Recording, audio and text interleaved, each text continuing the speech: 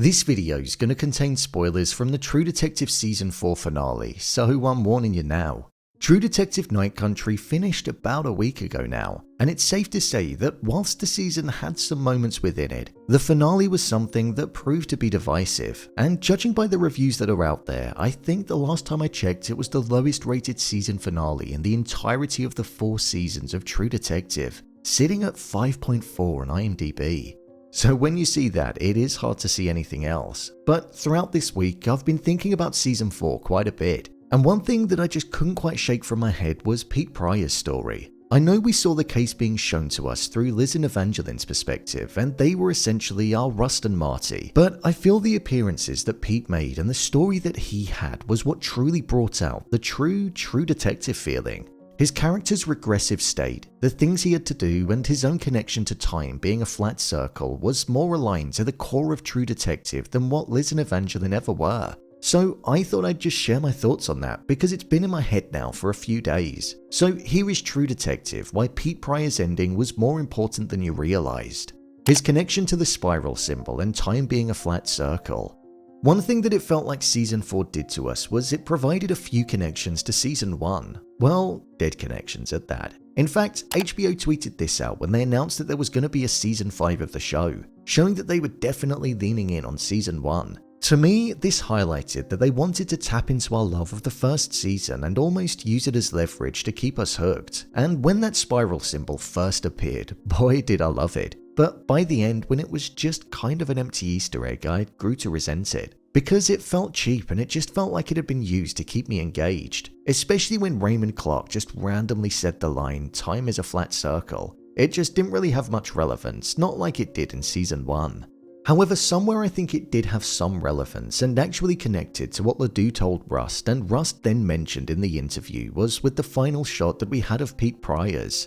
Pete was nicknamed Freshman for the obvious reasons. He seemed to be the youngest, least experienced cop on the force, and he wanted to work his way up, hence why he was putting in all of the work with Liz and jeopardizing his family life. At the start of the season, having him in this dynamic where there was his father, his boss, and him all at the scene of the crime and investigating, it put him in a position of inferiority because there were 2 people that had more authority than him in 2 completely different parts of his life. But by the end, when we saw that the freshman that we were first introduced to had a darker core and one that had been tainted because he killed his father at point blank range and then had to dispose of the body by personally dropping it into the ice. It kind of gave more meaning to that first scene that we saw them all together, as it was mirrored in Hank's final moments when Pete actually had to do something that he lived to regret. The final time that we saw Pete Pryor's, he was laying down on his bed with his son, Darwin. I found this to be such a haunting moment, in fact, one of the most haunting moments of the season, with the underlying message that was there. There was a look of comfort that was on Pete's face for a brief moment, but then, with the smallest of changes in expressions, you could see that there were a ton of thoughts that were going through his mind. Most likely about what he did to his father and the fact that he has to live with it for the rest of his life. Those thoughts paired with the image of him being next to his son, the very thing that he was when he killed his father, but seeing a comforting, loving experience. Knowing that one day the very person that you're cuddled up next to could kill you is something which was a powerful image.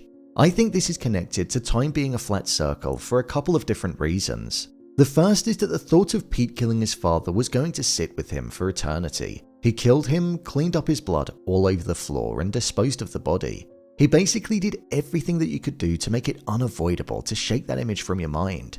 That shapes a person and stays with them. And like Rose said when they were out on the ice, the hardest part had only just begun.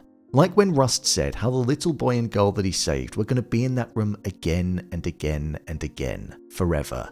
Pete was going to be killing his father again and again and again. Everything we've ever done or will do, we're gonna do over and over again. Whether that means in a literal or a figurative sense, that's up to us to decide on our own. But it's gonna be playing inside of Pete's mind, and you never know. We won't see what happened with Pete post the finale, but what's to say what happened didn't shape him into a monster where he'd go on to do something terrible and not bat an eyelid at doing so. Once you've done the worst thing imaginable, killing the person that raised you, surely you don't look at what you once considered awful as bad anymore. Your scale of evil changes. Another way that I think time being a flat circle connects to Pete Pryor's story is due to his son. The image of him being laid down next to the person that he cares about most and having him cuddled up to him could show the pathway that Darwin could end up going down. Not in a literal sense, but more of a metaphorical one. Never would Pete have imagined killing his father, and nor would Pete's son ever imagine doing that either. But if history repeats itself and everything that we do happens again and again, the haunting image of a loving relationship being the thing that causes death is harrowing. And Pete's actions showed how a relationship can change, so that's another avenue that I think it could be linked to. Pete was the true detective. Pete was a good cop and he genuinely wanted to rise up the ranks in a clean way based on his merit. We actually saw him doing better detective work than Evangeline and Liz for the most part of the show, as he was the one that was working out what was going on, making connections with the likes of Otis Heiss and the scientist case, the Tuttle connection, and also the connection between Silver Sky Mining and the Salal Research Center. But sadly, he wasn't the one that was there when the case was cracked because he was dealing with his father's body. In the penultimate episode, we saw that he was grilling Liz over the fact that the information that was provided with the Wheeler case didn't quite match up, and it looked like he was killed rather than him ending things for himself after killing his girlfriend. There were reports of the case that were missing due to the flood that occurred, evidence photos were flipped due to Wheeler being left-handed, and Liz and Evangeline were the only two officers at the scene where he was apparently found dead. So he knew something was up with the story that was told. There was a sense of disappointment in Pete because he'd looked up to Liz throughout the entire time that he'd worked there. However, by the end, we saw him do the very thing that he was disappointed in Liz and Evangeline for a matter of moments later, showing that he'd become the very thing that he never wanted to be. He wanted to solve crime, not be an officer in Ennis that contributed to corruption and crime being covered up, something which it seemed like most officers were a part of. Because when you take a deeper look, Hank moved Danny's body, Liz and Evangeline let the women of Venice get away with killing the scientists, and also Evangeline killed Wheeler. Time is a flat circle again in this instance. Corruption was present, officers covering up was present too, and that was going to continue happening again and again and again. Pete was no longer that good cop that he always wanted to be. The struggles he went through. What I found interesting with Pete was everything that was going on in his personal life. He probably had the most destructive arc of them all, but one that was probably the most relatable. So we had Liz who had lost her son and her husband, and with the way that Liz was rather reserved over what happened to Holden, it was hard for us to truly understand the weight of the loss that she was going through. Obviously, it was immense as we saw in the finale, but that was the only real time that she opened up.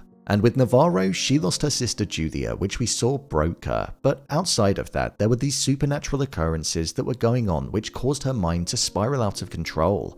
However, with Pete, his problems were very human, and they were caused by his own actions because he wanted to better himself. He was working hard on the force and he was dedicating too much time to his job, which in turn meant that Kayla, his wife, was getting frustrated.